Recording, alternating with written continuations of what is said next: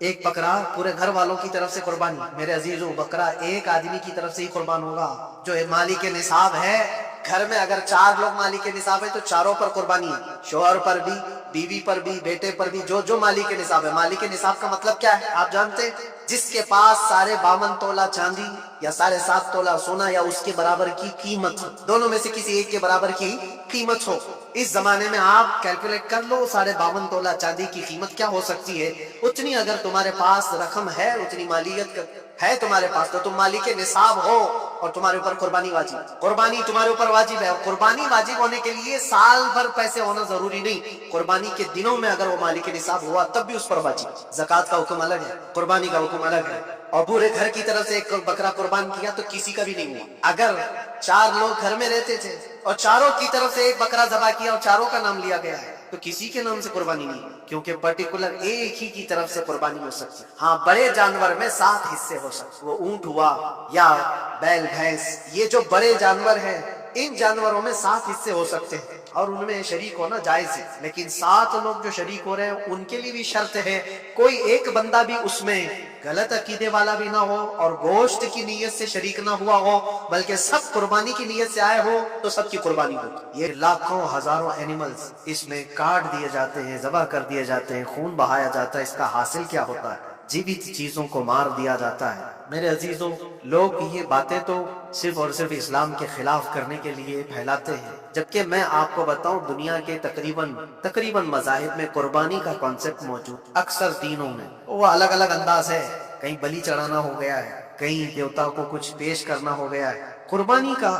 کئی جگہوں پر یہ کانسیپٹ موجود ہے، لیکن کوئی اپنے گریبان میں جھانکتا تھوڑی نہ، دوسرے کے گھر میں جھانکنے کی عادت زیادہ ہوتی ہے۔ اسلام کی قربانی لوگوں کو نظر آتی ہے کہ مسلمان جتنا پریکٹیکل ہے اپنے دین پر، دنیا میں کوئی بھی اپنے دین پر اتنا پریکٹیکل نہیں ہے، کوئی بھی اپنے دین پر اس طرح پابندی سے عمل کرنے والا ملتا نہیں۔ جلن اسی بات کی تو ہے کہ کوئی پوسٹر نہیں لگاتے، کوئی اعلان نہیں کرتے اور جمعہ میں پوری صفحے ان کی بھری نظر آتی۔ کون تمہیں پرچار کر کے جمعہ میں بلاتا ہے؟ وہ خالق کائنات کی طرف سے تمہارا جو لگاؤ ہے، وہ جو تمہیں کھینچ کر گھروں سے مسجدوں میں لاتا۔ فتنوں کا دور ہے، اس کے باوجود جمعہ میں کوئی بھی مسجد ایسی نہیں ہوگی جو خالی پڑی ہوئی۔ مسلمان آج کے دور میں بھی اپنے دین پر عمل پیرا ہے اور یہ تکلیف کا ضبط بن جاتا ہے دوسروں کے لیے۔ اسی طرح قربانی کے ایام آتے ہیں تو کچھ ماڈرن خیالات والوں کو لا کر کے ہمارے درمیان پیش کیا جاتا ہے، وہ ایسی میٹھی میٹھی باتوں کے ذریعے سے تمہیں لبھانے کی کوشش کریں۔ اتنے پیسے خرچہ کرنے کے، 40,000 کا 50,000 کا بکرا لینے سے بہتر ہے کسی غریب کو مدد کر دیا جائے، کسی کا گھر بنا دیا جائے، کسی کا راشن پہنچا دیا جائے۔ یہ اور سال بھر ہم کرتے ہیں الحمدللہ، قربانی کے دنوں میں ہی کیوں؟ اللہ کے نبی صلی اللہ تعالیٰ علیہ وسلم کی حدیث، حضور پاک صلی اللہ تعالیٰ علیہ وسلم فرماتے ہیں قربانی کے دن یعنی ذی الحجہ کی 10، 11 اور 12، یہ 3 دنوں کے اندر حضور فرماتے ہیں کوئی عمل دنیا میں قربانی سے زیادہ اہمیت اللہ کے نزدیک نہیں رکھتا، کوئی عمل اللہ کو اس سے زیادہ پیارا نہیں ہے قربانی۔ اور ایک بات میں آپ کو بتاؤں، لوگ ہمیں ظالم کی شکل میں پیش کرتے ہیں کہ یہ کاٹ دیتے ہیں، ذبح کر دیتے ہیں۔ ہم اپنی مرضی سے اگر کاٹے، اپنی خواہش کے لیے کاٹے تو حرام ہے، اور جس نے خود جان ڈالا ہے اس کے حکم پر کاٹے تو یہ حرام نہیں ہے، یہ اس کے حکم کی فرما برداری ہے۔ ایک بات یاد رکھو، جانور تو یہ بکرا ہو، بھینس ہو، اونٹ ہو جن کی قربانیاں ہوتی ہیں یہ الگ، جو مچھلی کھاتے ہیں اس میں بھی اگر کوئی انٹرٹینمنٹ کے لیے شکار کرتا ہے کہ اپنی تفریح قلب کے لیے، تو اس مچھلی کا شکار کرنا بھی حرام ہے۔ کھانے کی نیت ہے، تجارت کی نیت ہے، تو مقصد کے تحت اگر مچھلی پکڑ رہا ہے تو اس کے لیے جائز ہے۔ اسلام یوں ہی کسی چیز کی جان لینا اور خون بہانے کا حکم نہیں دیتا، اللہ تبارک و تعالیٰ کا حکم ہے، اور اس نے کائنات کو جس انداز سے بنایا ہے، ان جانوروں کو اللہ تعالیٰ نے ہمارے کھانے کے لیے بنایا ہے، جس کی وجہ سے یہ قربان کیے جاتے ہیں۔ اور اگر میں کہتا ہوں سارے جانوروں کی قربانی بند کر کے دیکھو، پھر جانور ہی رہیں گے، تمہارا رہنا مشکل ہو جائے۔ اسلام کی یہ قربانیاں تو سال میں ایک مرتبہ ہوتی ہے نا، جو ایک دن کی جاتی ہیں، 10ویں ذی الحجہ سے 12ویں۔ اگر نوجوانوں میں ایک دعوت دیتا ہوں، جاؤ، آج تو AI کا زمانہ ہے، کچھ بھی پوچھو تو لا کر کے تمہارے سامنے رکھ دے گا سارا ڈیٹا، ذرا یہ بھی ڈیٹا نکال کر کے دیکھ لو کہ سال بھر میں KFC میں کتنی چکن ذبح ہوتی ہے، پوری دنیا بھر پر ڈے۔ میکڈونلڈ صرف چکن ہی نہیں بیچتا، گائے کا گوشت بھی بیچتا، پوری دنیا بھر، جس کو یہاں پر بھی بہت سینے سے لگا کر کے رکھے گئے، پوری دنیا بھر میں ان کا استقبال، کیونکہ امریکن کمپنیاں ہیں، باپ دادا کی کمپنیاں ہیں، ان کو کوئی آنکھ نہیں دکھا سکتا۔ اور انٹرنیٹ کے ڈیٹا کے حساب سے پر ڈے 68,000 گائے تو میکڈونلڈ ذبح کرتا ہے. پر ڈے کی بات کر رہا ہوں, سال بھر کی نہیں. سال بھر ان کا ڈیٹا بہت زیادہ ہے, ملینز میں ہے, اور 1 بلین سے زیادہ چکن وہاں پر بھی قربان ہوتی ہیں جو فرائیڈ چکن کھاتے ہیں. یہ تو ایک کمپنی کی بات کر رہا ہوں, ایسی بہت ساری کمپنیاں. تو کبھی کسی نے یہ اعتراض کیا کہ یہ کمپنیاں اتنے جانوروں کو ذبح کرتی؟ نہیں, بقرعید کے دن سب کے سینگ نظر آتے, جانوروں کی محبت عمر کر کے آتی. سال بھر جو قربان ہو رہے ہیں, کبھی کسی نے آبجیکشن نہیں کیا کہ یہ سارے آؤٹ لیٹس بند کیوں نہیں کر دیے جاتے, یہ ساری دکانیں کیوں نہیں بند کر دی جاتی جو سال بھر ذبح کر رہے ہیں. ہو سکتا ہے میکڈونلڈ یہاں نہیں ذبح کرتا گائے, کیونکہ یہاں پتہ ہے حالات صحیح نہیں ہیں, لیکن دوسری جگہ پر جا کر دیکھیں, سب جگہ پر بیف آسانی سے ان کے ہاں ملتا ہے. میں یہ باتیں صرف اور صرف یہ اس لیے کہہ رہا ہوں, پھیلایا ہوا پروپیگنڈا کیا ہے, جانوروں سے محبت یہ سکھائیں گے ہم. اللہ کے نبی صلی اللہ تعالیٰ علیہ وسلم فرماتے ہیں, بنی اسرائیل کی ایک خاتون کو میں نے جہنم میں دیکھا. کس بنیاد پر؟ فرماتے ہیں وہ عبادت گزار تھی, زاہدہ تھی, پرہیزگار تھی, لیکن ایک بلی پالی ہوئی, اور اس نے کبھی عبادت کرنی ہوتی تو 2 دن 3 دن تک اپنے کمرے میں گوشہ نشین ہو جاتی اکیلی, اور اس نے اپنی بلی کو ایک جگہ پر گلے سے رسی لگا کر باندھ دی, اور 3 دن تک وہ اپنی عبادت میں رہی, مصروف رہی, اور 3 دن کے بعد اسے خیال آیا تو جا کر دیکھی بلی مر چکی. حدیث پاک میں, صحیح حدیث ہے, اللہ کے نبی صلی اللہ علیہ وسلم فرماتے ہیں صرف اس بنیاد پر اللہ تبارک و تعالیٰ وہ عبادت کرنے والی عورت کو جہنم میں بھیجتے. جو میری مخلوق پر رحم نہیں کرتا وہ رحم کے قابل نہیں. یہ سکھائیں گے ہمیں جانوروں پر رحم کرنا. ہم جس جانور کو ذبح کرتے ہیں وہ اللہ کے حکم سے کرتے ہیں, اس کے علاوہ کسی بھی جانور کو ظلم کرنا, اللہ کے نبی صلی اللہ تعالیٰ علیہ وسلم کی حدیثوں میں سے یہ ہے کہ جانور پر ظلم کرنا ذمی پر ظلم کرنے سے بڑا ہے. اور ذمی کیا ہے؟ ذمی وہ جو مسلمانوں کے ملک میں امن کے ساتھ رہنے کے لیے ریکویسٹ کیا ہوا ہو اور اسلامی حکومت اسے امن دی ہوئی ہو. اور اللہ کے نبی صلی اللہ علیہ وسلم فرماتے ہیں مسلمان پر ظلم کرنے سے زیادہ بڑا ظلم ذمی پر ظلم کرنا ہے, اور اس سے بڑا ظلم جانور پر ظلم کرنا ہے. یہ میرے آقا کے فرمان ہے.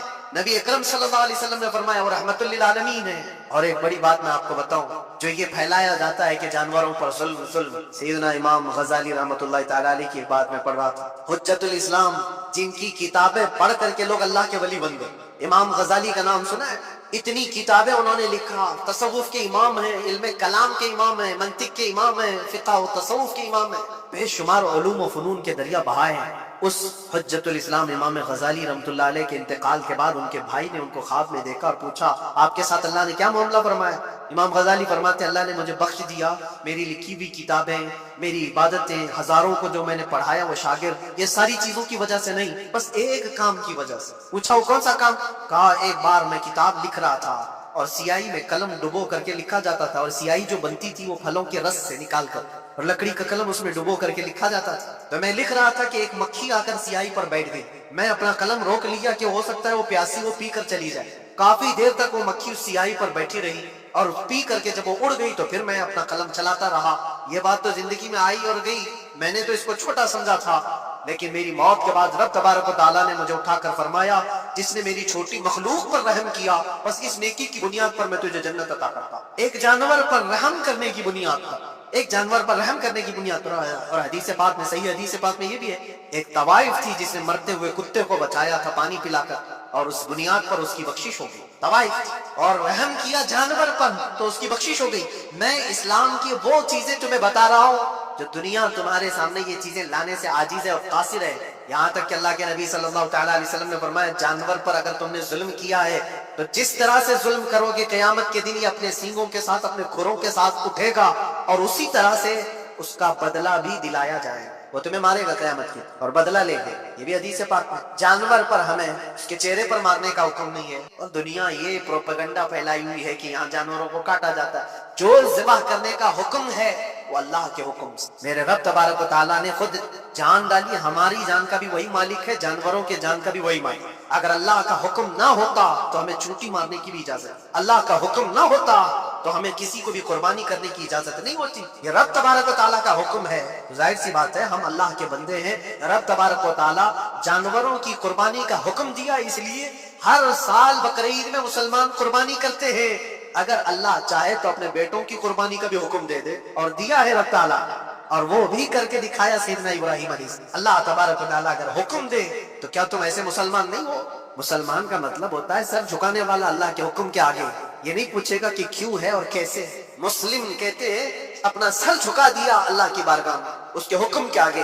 اللہ تبارک و تعالی ہماری جانوں کا مالک ہے، اگر وہ چاہتا تو ہماری قربانی کا حکم دیتا، ہمارے اولاد کا، لیکن رب تبارک و تعالی نے یہ سنت ابراہیمی پر پوری دنیا کو ثواب دینے کے لیے جانوروں کی قربانی کا حکم عطا فرمایا۔ میرے آقا صلی اللہ تعالی علیہ وسلم کے پاس ایک صحابی حضرت زید بن ارقم آئے اور پوچھا یہ قربانی کیا ہے میرا؟ حضور اکرم صلی اللہ علیہ وسلم نے فرمایا جس جانور کی ذبح کی قربانی کرو گے اس کے ہر بال کے بدلے تمہیں اللہ ایک نیکی عطا فرمائے، جتنے اس کے جسم میں بال ہوں گے ہر بال کے بدلے اللہ تمہیں ایک نیکی عطا فرمائے گا۔ اور حضور اکرم صلی اللہ تعالی علیہ وسلم نے یہ بھی ارشاد فرمایا کہ تم جانور کا انتخاب اچھا کرو، اس لیے کہ کل بروز قیامت پل صراط پر یہ تمہاری سواری بن کر آئے جس پر بیٹھ کر تم جنت میں جا رہے ہو۔ اور لوگ یہ بھی پوچھتے ہیں ہم نے ایک بار قربانی کی ہے تو وہاں سواری کون سی والی آئے؟ یہ بھی ملتا ہے روایت، تم نے اپنی زندگی میں جو سب سے پہلے قربانی کی ہے اس پر سوار ہوگے، لیکن ہر سال کی قربانی والے جانور بھی سواری بن کر تمہارے ارد گرد آئیں گے، وہ سب ہوں گے، تم انتخاب کرو جس پر سوار ہونا چاہیے۔ اسی لیے قربانی میں عیب والے جانور کی قربانی جائز نہیں،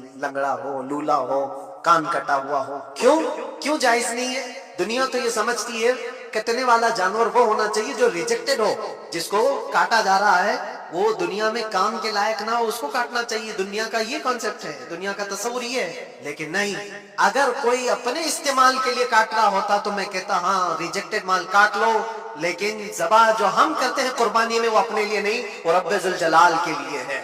اس لیے بندہ یہ دیکھے میں اپنے رب کے حضور کیا پیش کر رہا ہوں۔ تم اگر کوئی ہدیہ تحفہ خریدنے جاتے ہو اپنے کسی عزت دار شخص کے لیے تو انتخاب سوچ سمجھ کر کے کرتے ہو کہ جس کو میں دینے جا رہا ہوں یہ کتنا ویلیو والا ہونا چاہیے، کتنا عزت والا ہونا چاہیے، اور جو رب تعالیٰ کی بارگاہ میں پیش کر رہے ہو اس کا بھی آپ خیال رکھو۔ اس لیے لوگ کام چلانے کی باتیں تو بہت کرتے ہیں، قربانی کے متعلق کچھ باتیں ہیں جو مجھے آج عرض کرنی تھی، اس لیے میں نے آج اس موضوع پر آپ سے خطاب کیا۔ بہت سارے لوگ طرح طرح کے افواہیں بھی پھیلاتے ہیں، یہ تو ان غیر مسلموں کے اعتراضات کا میں نے جواب دیا۔ دنیا بھر میں ہمارے اوپر الزام کہ یہ لاکھوں جانوروں کو ایسی ذبح کر دیتے، کاٹ دیتے ہیں، لیکن میرے عزیزو یہی وہ دنیا ہے جو ایک طرف تو جانوروں کی حمایت اور محبت کی بات کرتی ہے اور دوسری طرف ان کے بڑے بڑے ملٹی نیشنل کمپنیاں جانوروں کو بے دریغ ذبح کرتے ہیں، قتل کر رہے ہیں اور کھانے میں بھی استعمال کر رہے ہیں۔ اور صرف اتنا ہی نہیں، سارے جانوروں کی کھالیں، لیدر کی بیگ، لیدر کے جوتے، لیدر کے بیلٹ، لیدر کی ٹوپیاں، لیدر کے جاکٹ سب بنا کر کے دنیا پہن رہی ہے اور قیمتی چیزوں میں اس کو شمار کیا جاتا ہے۔ ان سے کوئی سوال نہیں کرتا کہ یہ سب چیزیں کہاں سے تم لائے، یہ سب چیزیں تم کہاں سے لائے؟ کیا بغیر کسی جانور کے ذبح کیے ہوئے اس کی کھال کا استعمال کرتے ہو؟ لیدر کا استعمال تو ساری دنیا بڑے فخر سے کر رہی ہے، حتیٰ کہ گھروں کے استعمال کرنے والے صوفے اور کرسیوں پر تک استعمال ہے، اپنی بیٹھنے والی گاڑیوں میں کار کی سیٹ پر تک استعمال ہے، تمہارے پہننے والے جوتے، تمہارے پہننے والے بیلٹ، تمہارے پہننے والے جاکٹ سب جگہ تمہارا استعمال ہے۔ اور صرف میں یہ نہیں کہہ رہا کہ دنیا میں صرف مسلمان استعمال، ساری دنیا لیدر کا استعمال کرتی ہے۔ یہ لیدر کہاں سے آتا ہے؟ تو یہ دغلا پن، یہ جو ڈبل رول ہے، ڈبل سٹینڈ، ایک طرف حمایت کی بات کرنا اور دوسری طرف بے دریغ ذبح بھی کرنا، یہ سب چیزیں دنیا کو بیوقوف بنانا اور اسلام کے خلاف ایک پروپیگنڈا پھیلانا۔ لیکن اے مسلمان، ذہن و دماغ میں کسی ایسے ماڈرن کلچر کے ایسا کوئی فریفتہ ہو، اس کی باتوں میں آ کر تم یہ سوچو کہ نہیں اتنے پیسے میں قربانی کے بجائے صدقہ کر دوں، کسی غریب کو دے دوں، ناجائز۔ تمہارے اوپر سے قربانی کا وجوب ختم نہیں ہوگا، وہ اسی طرح سے باقی رہے گا اور گنہگار بھی رہو گے۔ اللہ کریم سے زیادہ تم رحم کرنے والے نہیں ہو، اللہ ارحم الراحمین ہے۔ اللہ ارحم الراحمین ہے، جب وہ حکم عطا فرما رہا ہے تو کیا تمہارے دل میں اس سے بھی زیادہ رحم ہے؟ قربانی کے دنوں میں صرف قربانی ہی ہوگی۔ اب کچھ جو چیزیں ایسی ہیں پھیلائی گئی، دیکھیں ایک بات میں آپ کو بتاؤں، اللہ کے نبی صلی اللہ تعالیٰ علیہ وسلم رحمت للعالمین ہیں، سب کا ماننا عقیدہ ہے، وہ رحمت للعالمین رسول صلی اللہ علیہ وسلم نے خود اپنے ہاتھوں سے قربانی کر، اور ایک دو نہیں 100 اونٹ آئے تھے، جس میں سے 63 اونٹوں کو میرے آقا صلی اللہ علیہ وسلم نے نحر فرمایا، 63 اونٹوں کو خود حضور نے ذبح فرمایا، اور اس کے بعد حضرت علی مرتضیٰ شیر خدا رضی اللہ تعالیٰ عنہ کو دیا، باقی کے اونٹوں کو تم ذبح کرو۔ نبی پاک صلی اللہ تعالیٰ علیہ وسلم نے یہ جو 100 اونٹوں کو ذبح فرمایا تھا یہ اپنے حج کے موقع، اور اس کے علاوہ ایک حدیث پاک میں یہ بھی ہے، حضور اکرم صلی اللہ علیہ وسلم نے جو 2 چت قبرے بکرے ذبح کی۔ چت قبرے کس کو کہتے ہیں؟ 2 کلر والا، بلیک اینڈ وائٹ جو ہوتے ہیں، ابلق ان کو کہتے ہیں عربی میں۔ 2 مینڈے ذبح فرمائے، ایک نبی پاک صلی اللہ تعالیٰ علیہ وسلم نے اپنی جانب سے قربان فرمایا اور دوسرا پوری امت کی طرف سے قربان فرمایا۔ یہ رسول پاک صلی اللہ تعالیٰ علیہ وسلم کے اسی لیے تو میں عرض کرتا ہوں میرے عزیزو، ہمارے امام نے سچ کہا، جو نہ بھولا ہم غریبوں کو رضا، یاد اسی اپنی عادت کیجئے، قربانی سال میں ایک مرتبہ ہو رہی ہے، رسول پاک صلی اللہ تعالی علیہ وسلم قربان کر دیتے اپنے نام سے، وہ تو کیا ہی، لیکن قیامت تک آنے والی اپنی امت کی طرف سے بھی خود اپنے ہاتھ سے قربانی کر۔ آج امت یہ پوچھتی ہے میرے عزیزو، قربانی کی 1400 سال پہلے تمہارے رسول نے تمہاری جانب سے قربانی کی، اور اللہ نے جس کو استطاعت دی، جس کو طاقت دی، میں یہ چاہتا ہوں کہ تمہارے اوپر جو قربانی واجب ہے اپنی قربانی کرو، ساتھ میں ایک اور قربانی میرے مصطفیٰ کی طرف سے، حضور اکرم صلی اللہ علیہ وسلم کی طرف، جبکہ ان کے احسان کا بدلہ پوری امت نہیں ادا کر سکتی، لیکن ہم ہدیہ تشکر کے طور پر اپنی طرف سے پیش کر سکتے ہیں۔ اور کچھ لوگوں نے یہ سمجھ رکھا ہے ایک بکرا لے کر کے آتے ہیں پورے گھر والوں کی طرف سے قربانی، ایک بکرا پورے گھر والوں کی طرف سے قربانی۔ میرے عزیزو، بکرا ایک آدمی کی طرف سے ہی قربان ہوگا۔